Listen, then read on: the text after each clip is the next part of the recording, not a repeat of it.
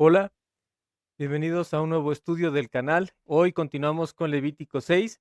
Vamos a ver versículos 18 en adelante y es un capítulo muy completo en función de lo que nosotros entendemos hoy por adoración, porque como hemos dicho en sesiones pasadas, nosotros somos sacerdotes de Cristo y en Cristo nuestro sacerdocio implica una responsabilidad y una obediencia acorde o proporcional a la bendición que hemos recibido en la salvación de Cristo.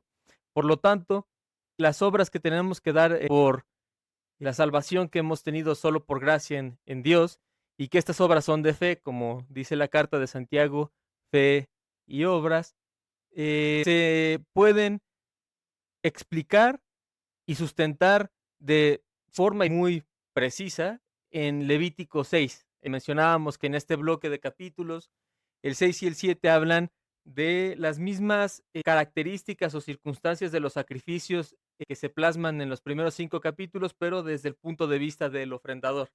En los primeros 5 capítulos y en el 6 y el 7 desde el punto de vista de los sacerdotes.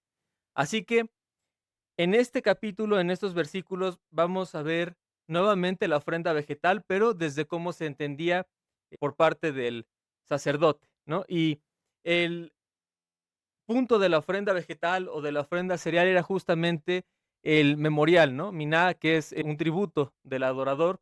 Y esta ofrenda cereal implica un don, presente o tributo. Ahora, no podemos perder de vista que antes de entrar a ver la ofrenda vegetal, el capítulo 6 repite el orden secuencial que existe entre el capítulo 1 al 5, partiendo del holocausto, y por ahí, al final del capítulo, entre el capítulo 6 y el 7, se cambia un poco el orden en función de cómo los sacerdotes ofrecen, y ya lo veremos, pero cuando un sacerdote ofrecía por sí mismo, pues no podía tomar parte de una porción, ¿no? Pero cuando un sacerdote ofrecía por otra persona como intercesor, le tocaba su porción del sacrificio, y nuestro sumo sacerdote Cristo es en quien reposa todo nuestra salvación, ¿no? Y el mérito de la salvación solo es de Cristo, por lo tanto, no nos corresponde a nosotros ninguna porción del sacrificio de la cruz, ¿no? Eso le corresponde a Cristo. Si bien si estamos muertos y resucitados conjuntamente con Él, eso es en cuanto a la salvación que Él nos ha regalado, pero en cuanto a los méritos de la salvación, de la ganancia de la salvación, es totalmente de Cristo nuestro sumo sacerdote. Ahora, sobre la base de la cruz de Cristo entramos a una ofrenda que es para dar gracias a Dios, sí, para estar en comunión con Dios, claro, pero solo después de un holocausto, que es la base siempre. Entonces, el holocausto se entiende siempre como la base en la cruz de Cristo, lo que nos acercó a Dios, que Él mismo nos acercó a sí mismo para estar en el trono y poder tener acceso al trono de la gracia, recordemos Hebreos. Entonces, dice el capítulo 6 de Levítico, en el versículo 14, la ley de la ofrenda vegetal será esta: los hijos de Aarón la deberán ofrecer ante Jehová frente al altar. Recuerden que la fórmula del libro usualmente o nos recuerda, hasta ya entrado cierto punto del libro, que son las leyes de, por ejemplo, la ley de la ofrenda vegetal, la ley del holocausto, la ley de la purificación, por ejemplo, de los leprosos o de los leprosos que habían sido purificados, y la ley de los rituales de purificación. Entonces, el libro plasma cada cierto tiempo la ley de, en este caso, la ley de la ofrenda vegetal. Y eso es muy importante recordarlo porque estamos hablando de ley.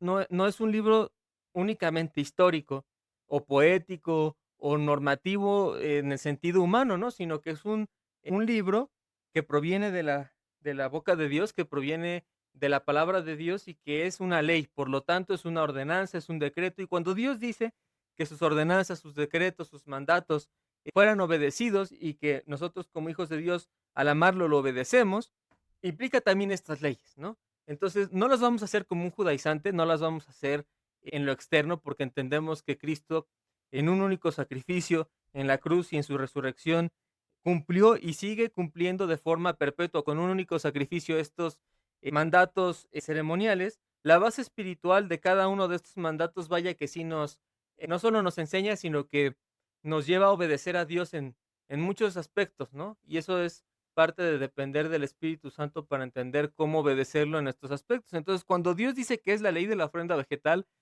tenemos que entenderlo así, ¿no? No es un relato histórico bonito o solo para curiosidad de nosotros como cristianos, sino que nos enseña algo que debemos hacer para obedecer al Señor en sabiduría, ¿no? Y por eso cada tanto en tanto el libro nos va diciendo nuevamente la ley de, ¿no? En este caso, la ley de la ofrenda vegetal.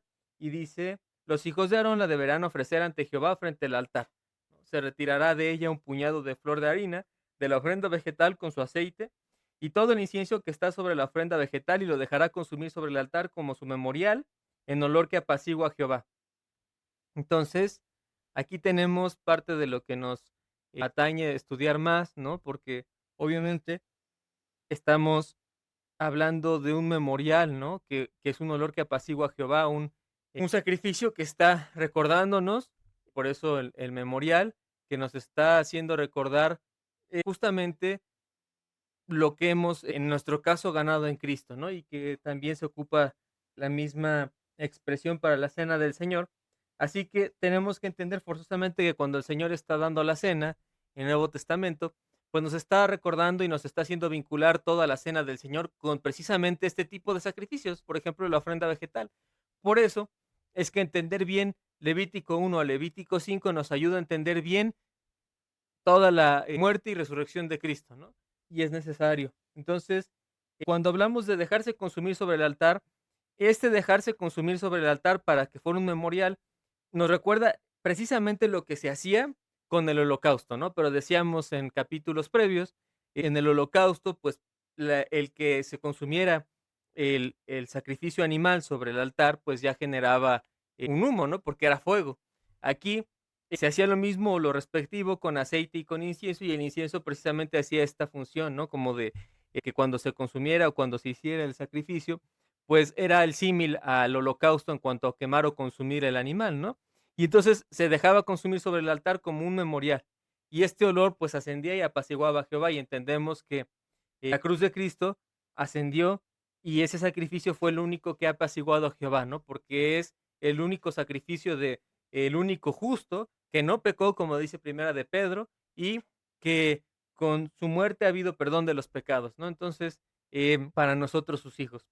Así que cuando vemos que este es un memorial, pues nos lleva a vincular esto. Es un sacrificio que es un tributo, es un presente para Dios, es para recordar la potencia de Dios, el honor de Dios, la misericordia de Dios, y se da del fruto de las manos, ¿no? Recuerden que la flor que se daba, la flor de harina, era lo más puro, ¿no? De la flor, lo más puro de la harina, y era lo más fino del trigo. Entonces, al hacerlo con aceite e incienso, pues estaba dando lo mejor de las manos, del trabajo de las manos, pero siempre sobre la base del holocausto. Entonces entendemos que la santificación siempre va a ir después de la salvación, ¿no? Primero fuimos justificados por Dios, regenerados, y ya regenerados, nacidos de nuevo, ahora con el Espíritu Santo, corremos la carrera de la fe, ¿no? Y el Espíritu Santo nos hace crecer con las Escrituras a la altura de Cristo. Entonces, este capítulo nos recuerda eso. Dice: el resto lo comerán Aarón y sus hijos, y aquí tenían una porción los sacerdotes, ¿no? Será comido en forma de ácimos en lugar santo, en el atrio de la tienda de reunión lo comerán, ¿no? Entonces se tenía que comer en el atrio, en el lugar que estaba fuera del lugar santo, ¿no? De la tienda de reunión. Por lo tanto, se tenía que hacer ahí mismo, ¿no? No en otro lugar, no en sus propias casas o no fuera del lugar santo de Dios, sino que se tenía que hacer en el tabernáculo, ¿no? En la tienda de reunión, porque es algo que es santo. Se entiende que no va a haber parte de lo santo con el pecado, y el libro nos va a estar dando Dios en Levítico en muchas ocasiones, sobre todo en el bloque de capítulos que comienza en el 11 y que termina en el 15, a distinguir entre lo santo y lo profano, ¿no? Y que se tuviera que comer esto ahí mismo implicaba que se le estaba ofreciendo a Dios y no a un ídolo, e implicaba que se estaba haciendo enfrente de Dios y con Dios, ¿no? Entonces, esta era la situación. Era muy distinto a cualquier otra, pues, forma de hacer sacrificios de los pueblos paganos, porque la gente que no pertenecía al pueblo de Dios ofrecía sacrificios o para intentar tener a su deidad o su falso ídolo, pues, en cierto sentido feliz, o para obtener algo de sus ídolos,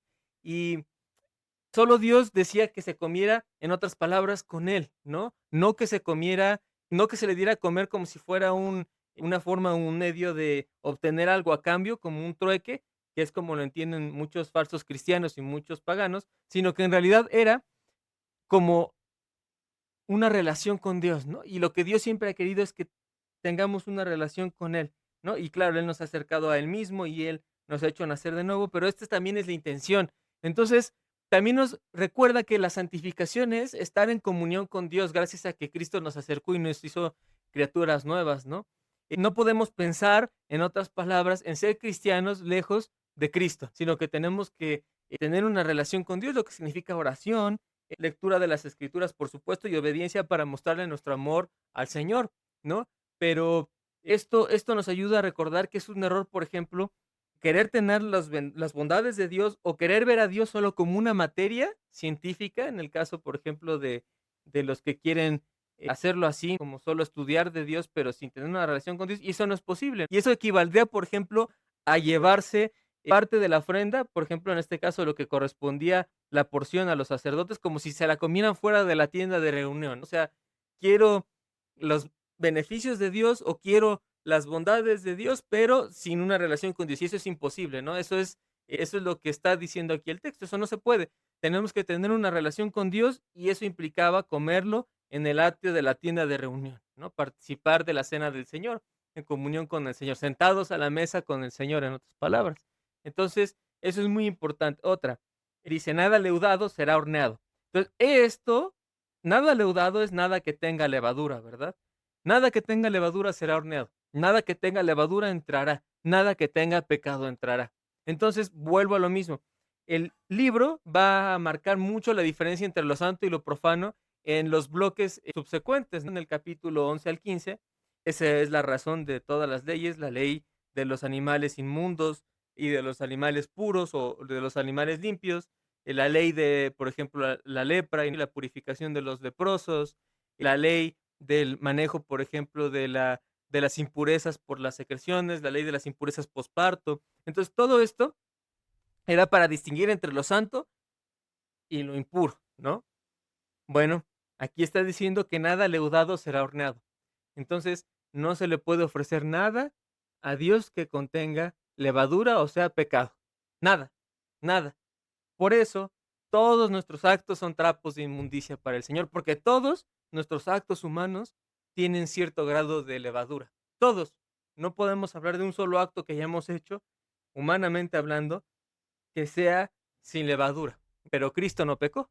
Por lo tanto, el único santo que ha hecho una obediencia perfecta con el Señor, tanto en lo externo como en lo interno, y que Él nos lo enseña en el Sermón del Monte, en Mateo 5 y Lucas 6, pues es Cristo. Entonces, Cristo es el único que no ha pecado. Por lo tanto, en su sacrificio perfecto reposa toda nuestra justicia. Tiene sentido que durante todo el tiempo antes de Cristo se dieron sacrificios que solo representaban al pueblo por un cierto tiempo, ¿no? Es decir, peco, sacrificio, peco, sacrificio, peco, sacrificio, quiero tener comunión con Dios, sacrificio, quiero ofrendarle a Dios una ofrenda de paz, sacrificio, una ofrenda vegetal, sacrificio, cada año, sacrificio, diario, sacrificios, sacrificios, sacrificios, diario, cada semana, cada mes, una vez al año, hablando de Levítico 16, entonces, y aún así, nunca se logró quitar el pecado de todo el pueblo por todos los tiempos. Era como una forma de Dios de tener misericordia y decir, bueno, lavamos al pueblo, lavo al pueblo, pero tan pronto se terminaba el sacrificio, el pueblo volvía a pecar, ¿no? Y nosotros también, o sea, todos nosotros somos culpables, pero Cristo no pecó. Por lo tanto, el sacrificio de Cristo es único y perfecto porque Él dio un sacrificio que no tenía levadura. Y esta ofrenda vegetal que ofreció Cristo fue su propio cuerpo, ¿no? Entonces, cuando nosotros recordamos la cena del Señor, aquí vemos un poco más profundo lo que se ve en los primeros 5 capítulos de Levítico cuando se habla de la ofrenda vegetal, ¿no? Porque aquí estamos viendo lo que tenía que hacer el sacerdote. En Levítico 2 veíamos sobre todo la parte del ofrendador, cuando el ofrendador no era un sacerdote. Pero aquí estamos hablando de el intermediario sacerdote que estaba ofrendando por otra persona, ¿no? Cuando el ofrendador no era sacerdote, pues ese es Levítico 2. Cuando es sacerdote y está intercediendo por alguien más, es Levítico 6 para hablar de ofrenda vegetal, 6:14 en adelante, ¿no? Entonces, por eso vemos más detalles de cómo se tenía que ofrendar, ¿no? Y esto nos enseña mucho de lo que Cristo hizo en la cena y de lo que hizo en la cruz y en la resurrección, porque Él finalmente es el sacerdote que hizo esto por nosotros. Nosotros no podríamos decir que estos versículos nos corresponden a nosotros, porque nosotros, aunque sí somos sacerdotes en Cristo, y nuestras obras siempre están manchadas de cierto pecado. Nosotros no somos los hijos unigénitos de Dios, nosotros somos vasos de barro creados por el Señor, pero el Verbo es Cristo. Entonces, quien es el sumo sacerdote y por el cual fuimos adoptados y lavados, es del que habla este capítulo en estos versículos específicos y en general el capítulo 6 y 7 porque habla de los sacerdotes, ¿no? Entonces, si somos sacerdotes es por nuestro sumo sacerdote Cristo. Ahora, quien hace este sacrificio una vez y para siempre para lavarnos de todos los pecados de toda nuestra vida por siempre, no solo un día al año o no solo una vez diario, sino que por siempre con un único sacrificio es Cristo. Entonces, como dice Hebreos, esa es la diferencia diametral con el antiguo pacto, que era una sombra de Cristo. Entonces, el antiguo pacto sí generaba, por ejemplo, perdón de pecados en el caso de Levítico 4 y 5 con los sacrificios en el día de la expiación. En el caso de la ofrenda vegetal, Dios sí aceptaba esta ofrenda de parte de los sacerdotes, intermediando por los ofrendadores o los sacerdotes mismos, sí la aceptaba, pero como algo que era una sombra y que era provisional y que era periódico y que era repetitivo, diario, diario, diario, y no era algo perfecto, porque finalmente no, era de parte nuestra y nuestros actos siempre tienen cierta levadura.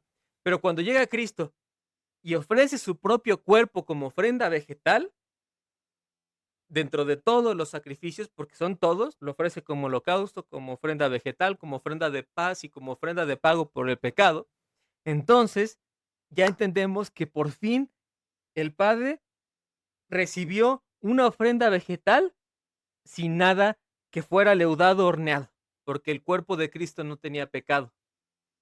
Entonces, Cristo no pecó, por lo tanto, por primera vez en toda la historia, el Padre recibió una ofrenda que cumpliera con esto de forma perfecta. Nada leudado será horneado y por lo tanto fue un aroma realmente grato al Padre, el sacrificio de Cristo. Y por eso ahora tenemos el Espíritu Santo por Cristo, ¿no? También como ganancia de la cruz. Entonces acá dice después, en su porción que les doy de mis sacrificios ígneos, cosa muy santa como ofrenda por el pecado y ofrenda por la culpa. Todo varón entre los hijos de Aarón la podrá comer. Entonces Cristo nos ha dado su salvación. Él ha muerto por el perdón de los pecados de nosotros, sus hijos, y entonces podemos acceder al trono de la gracia. Todo varón entre los hijos de Aarón la podrá comer. Todo aquel que haya sido predestinado en Dios puede acceder al trono de la gracia gracias a Cristo. En Cristo está nuestra salvación. Entonces, esto es para exaltar únicamente a Cristo y nos hace recordar que nuestros actos, todos nuestros actos, inclusive como cristianos, tienen cierta mancha porque nosotros no somos perfectos, ¿no? Pero Cristo sí. Entonces, nos enseña humildad, nos enseña a ver a Cristo como nuestro Rey, como nuestro sumo sacerdote, como el único que no pecó, y a esforzarnos en el Espíritu Santo para, con las Escrituras, ser cada vez más a la altura de Cristo. Dice, es estatuto perpetuo por vuestras generaciones respecto a los sacrificios ígneos a Jehová. Entonces, lo pone como sacrificios ígneos, si se dan cuenta, porque tanto el holocausto se quemaba, como, en este caso, la ofrenda vegetal, porque había un incienso y había una combustión, por eso se dejaba consumir sobre el altar como memorial y ascendía un olor que apaciguaba a Jehová. Entonces, por eso dice que son sacrificios ígneos. Entonces, en holocausto, ¿qué había? Un animal del cual se hacía el sacrificio y con la sangre se hacía el holocausto que nos acercaba de nuevo a Dios, ¿verdad? En ofrenda vegetal, de lo mejor de las manos, no había sangre, era de flor de harina, de lo mejor del trabajo de las manos. También había algo que subía en humo a través de un incienso y de aceite claro para el Señor y que también tomaba grato. Entonces, sangre y en este caso aceite, o sangre y agua. ¿Se entiende? En otras palabras, la sangre de Cristo y el cuerpo de Cristo. Y ahí tenemos la cena del Señor. Aquí está la cena del Señor, más explícito todavía aún que en Levítico 1 y 2, porque vuelvo a lo mismo, acá hablamos desde el punto de vista del sacerdote. Entonces, holocausto maneja sangre, ofrenda vegetal maneja cuerpo, porque es el producto de las manos que no tuviera nada leudado, y ahí tenemos, este es mi cuerpo que es entregado para el perdón de los pecados, esta es mi sangre de la nueva alianza. Aquí está el sacrificio de Cristo como sumo sacerdote. Y entendemos que el sacrificio de Cristo fue sin levadura y por lo tanto fue aceptado por el Padre. Ahora, cuando nosotros hablamos sobre lo que viene en el capítulo, dice, habló Jehová a Moisés. Y cuando nosotros vemos lo que continúa, el libro nos vuelve a dar otra fórmula que suele utilizar el libro y que nos vincula ahora a hablar de la santidad de las palabras que está dando Levítico. Nuevamente nos dice, habló Jehová a Moisés. Entonces, repetitivamente, Levítico dice la ley de y habló Jehová a Moisés. La ley de nos dice que lo que estábamos viendo es algo en ordenanza, en mandato, que nosotros no opinamos sobre lo que es bueno o es malo, sino que estamos llamados a obedecer al Señor por amor, porque es una ley. Y cuando dice habló Jehová a Moisés, recordamos que la fórmula dice que esto proviene de Dios y no del hombre. O sea, que esto no se le inventó Moisés, en otras palabras. Por eso no tiene mucho sentido en realidad decir la ley de Moisés, porque es la ley de Dios, ¿no? Entonces, si bien los diálogos en Nuevo Testamento sí se plasma como ley de Moisés, tenemos que entender que cuando el Levítico nos dice, o en Deuteronomio, o sobre todo en Levítico, que habló Jehová a Moisés, es que es la ley de Jehová. Entonces, Moisés fue intermediario, Moisés pasó la ley directo de Dios al pueblo, pero no se nos tiene que olvidar que la ley proviene de Dios. Por lo tanto, si es la ley de Dios, que lo es, entonces es una ley infalible y es una ley que tiene que cumplirse sí o sí, pero que si no se cumple, pues hay consecuencias y si no se cumple se llama pecado y si se llama pecado y no se cumplió al romperse, pues hay un castigo por desobediencia de una ley, que es la ley de Dios. Y así entendemos la justicia a la luz de las escrituras, a la luz de la justicia de Dios. ¿O cumplimos su ley o no? Ahora, nadie puede cumplir su ley sin haber nacido de nuevo en Cristo y tener al Espíritu para que lo convenza de pecado y para que nos dé fe, nos dé templanza. Así que, pues nunca está de más recordar que la fórmula en el libro se repite muchas veces, pero es justamente por esto, porque nos está recordando Levítico que provienen estas palabras de Dios y son santas. Dice, esta será la ofrenda que Aarón y sus hijos presentarán a Jehová el día de su respectiva unción. Ahora, aquí de pronto ya se habla sobre la unción de los sacerdotes, ¿no? Entonces, como el capítulo 6 y 7 están hablando de sacerdotes, cuando nosotros vemos este bloque, tendríamos que estarlo asociando, por ejemplo, a el siguiente bloque de capítulos entre el 8 y el 10, que nos hablan más de la oficiación sacerdotal. Y hace este salto porque estamos desde el punto de vista del enfoque sacerdotal y la ofrenda que se hablaba en cuanto a la unción del sacerdote versus cuando se habla del ofrendador, hace un giro un poco distinto. O sea, tiene la misma base, pero la ofrenda del propio sacerdote, en concreto la del ungido, el sumo sacerdote nos va a dar algo más para ver en Cristo que a nosotros. O sea, este versículo y estos versículos que siguen plasman más cosas de Cristo que, por ejemplo, de nosotros mismos, ¿no? Y ustedes lo deben siempre saber y anclar así. Hay versículos que hablan totalmente de Cristo. Hay capítulos y versículos que hablan más de nosotros para obediencia y amor al Señor, en Cristo, por supuesto. Pero hay versículos que no tienen mucho que ver con el Señor forzosamente porque es pecado, ¿no? No podríamos decir que, por ejemplo, vemos en Jezabel algo representativo del Señor, o que vemos en algún rey malo, por ejemplo en Acab, justamente algo del Señor. Pero en David vemos muchas características positivas de un rey. En Salomón vemos muchas características positivas de un rey como Cristo, etcétera. Por ejemplo, en Sansón vemos algunas características, en Jefté casi nada. Entonces, no todos los pasajes nos apuntan directamente a la justicia de Dios, porque muchos pasajes hablan de pecado y entendemos que Dios aborrece el pecado. Y sí, nos enseñarían a qué no hacer, pero hay muchos pasajes que a la vez no nos hablan mucho de nosotros, sino que nos hablan completamente de Cristo. Y el error es no saber identificar qué pasajes hablan de Cristo al 100% y qué pasajes no hablan de Cristo, sino hablan del pecado y nuestra caída como criaturas desobedientes. Entonces, por ejemplo, estos pasajes de Levítico 6 y 7, al hablar de sacerdotes, sí hablan un poco de nosotros, que tenemos que darle nuestra vida a Dios en santidad y obediencia como un sacrificio vivo, nuestra vida como ofrenda y guiados del Espíritu Santo en santificación con las Escrituras, pero sobre todo nos recuerdan al sacrificio de Cristo en la cruz, un sacrificio perfecto. Entonces, lo que más peso tienen estos capítulos justamente de Levítico 6 y 7 es Cristo. Por eso cuando nosotros hacemos este brinco hacia la unción de los sacerdotes, cuando dice esta será la ofrenda que Aarón y que sus hijos presentarán a Jehová el día de su respectiva unción, forzosamente tenemos que poner los ojos en Cristo y ver qué nos va a enseñar estos versículos de Cristo. Y entonces tendremos el enfoque adecuado. Y dice, la 10ª parte de una efa de flor de harina como ofrenda vegetal continua, la mitad por la mañana y la mitad por la tarde.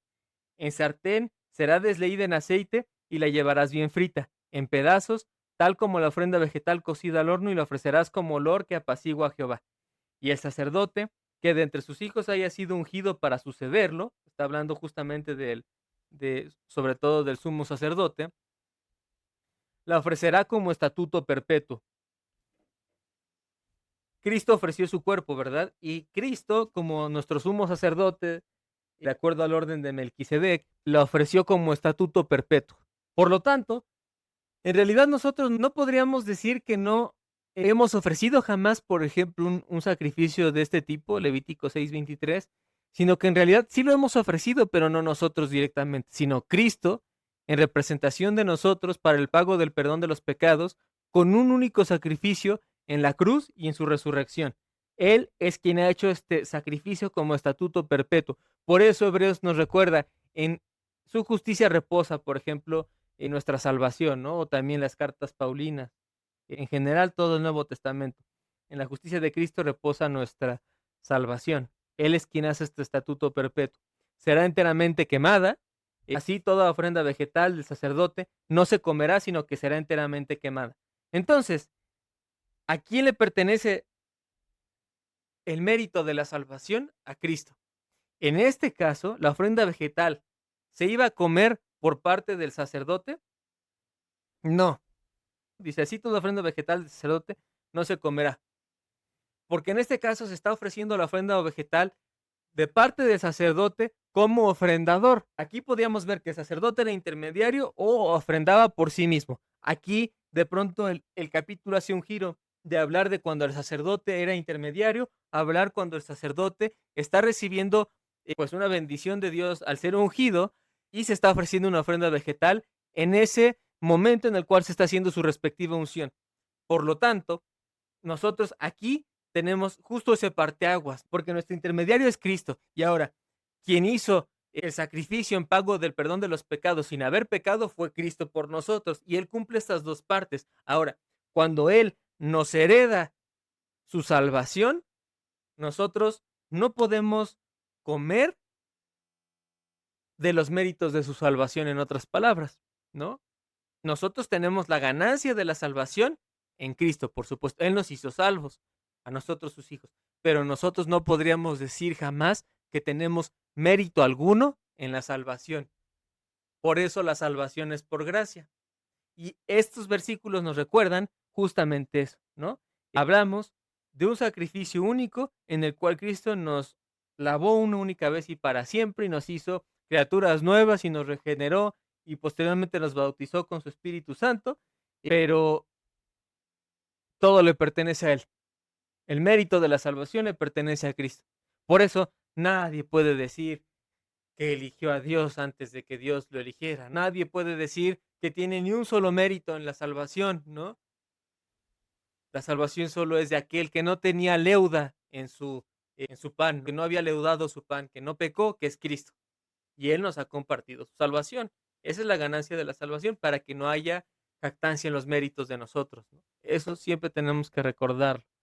Ahora, cuando nosotros seguimos analizando de los versículos, 24 en adelante, haremos ahora un cambio a la ley del sacrificio por el pecado. Y aquí cambia mucho el sacrificio porque ya hablamos de la ley del sacrificio por el pecado y nos recuerda los capítulos 4 y 5 de Levítico. Otros sacrificios distintos, complementarios, pero distintos que el de la ofrenda vegetal. Así que quizás hoy, para quedarnos acá con solo este complejo de versículos que es muy, muy grato porque nos pone los ojos en Cristo, y hacerlo como especial este video porque la ofrenda vegetal nos recuerda la cena del Señor, el sacrificio de Cristo en la cruz y su resurrección, ofreciendo su propio cuerpo y sangre en el holocausto. Pues, como conclusiones, y para dejar este video únicamente para el sacrificio de Cristo, podríamos hablar de la sustancia que, por ejemplo, nos recuerda Hebreos. Hebreos 7, que nos dice: Cristo no tiene necesidad cada día, como aquellos sumos sacerdotes, de ofrecer primero sacrificios por sus propios pecados y luego por los del pueblo, porque esto lo hizo una vez para siempre, ofreciéndose a sí mismo. Entonces, el contraste punto por punto de lo que se habla usualmente entre Levítico hasta acá es, por ejemplo, el sacerdote arónico ofrecía cada día, ya dijimos, cada día la miná, ¿no? De los versículos, por ejemplo, que hablábamos en este bloque del 14 hasta acá, hasta el 20, porque ya después hablamos de la unción. Cristo lo hizo una única vez y para siempre, ese es el contraste. Luego, el sacerdote arónico debió ofrecer primero por sus propios pecados. Por eso su ofrenda se quemaba entera y no la comía. Versículo 23, ya hablando acá de cómo cerramos hoy, dice: Cristo no tenía pecado propio, por lo tanto su ofrenda fue enteramente por los pecados de otros, ¿no? Y ahora Él nos ofrece su cuerpo. Por eso dice: coman, ¿no? Coman. Él nos ofrece su cuerpo. Él muere para que nosotros podamos ser salvos en Él. Eso es lo que se entiende aquí. Mientras que el sacerdote arónico primero tenía que lavar sus pecados. Por eso la ofrenda se quemaba entera y le pertenecía a Dios todo. Porque cuando tú ofrecías por tu propio pecado, ya lo dijimos, a ti no te tocaba parte de la ganancia del sacrificio, en otras palabras. Ahora, pero Cristo, no habiendo pecado, le da su cuerpo al Padre, le ofrece su cuerpo y su sangre, y con eso nos compra del pecado, y dándoselas al Padre, entonces nos hace criaturas nuevas, nos adopta, y a los predestinados en Cristo, y ahora nos ofrece su cuerpo. La distinción entre el no poder comer, por ejemplo, sangre, o el que fuera raro decir el cuerpo, y por eso había toda la pues mala concepción de nuestros hermanos del primer siglo, que no entendía bien la gente fuera de la iglesia, de nuestros hermanos, que decían: ¿cómo es que comen el cuerpo? ¿Cómo hablan de hermanos? Y etcétera, ¿no? Y no lo entendían los que estaban fuera de nuestro, de la comunidad de nuestros hermanos cristianos del primer siglo, es que estamos hablando de una base del Espíritu Santo, del sacrificio de Cristo, como un memorial. Eso es lo importante, como un memorial. No estamos hablando de transliteración, o no estamos hablando de que creamos que los medios literalmente se convierten en células en la cena.